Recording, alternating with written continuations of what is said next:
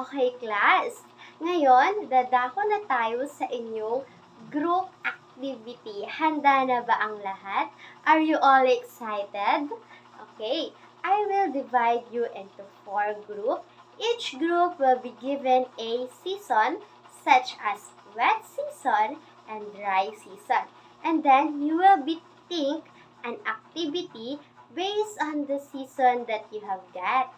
And then each group will be going to demonstrate the activity through role-playing, and each group will be given a 2 minutes to present their role-playing. Naintindihan ba?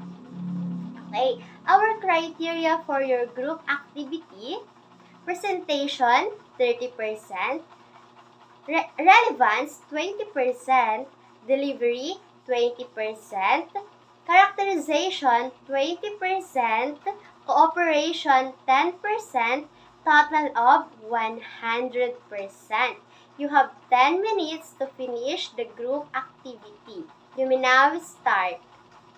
Okay, class, napakagaling, napakahusay talaga ng aking mga estudyante.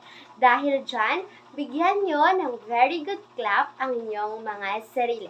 1, 2, 3, very good, very good. Isa pa. 1, 2, 3, very good, very good. Okay, dahil tapos na tayo sa inyong group activity, dadako naman tayo sa inyong individual activity para malaman ni teacher kung sino ba dito yung nakikinig at naintindihan ang lesson ni teacher ngayong araw na ito.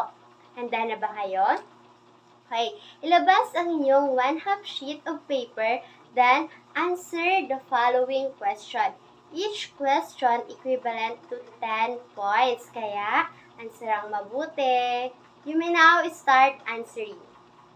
Okay, class, time's up. Lahat ng papel ay ipasa na sa harap.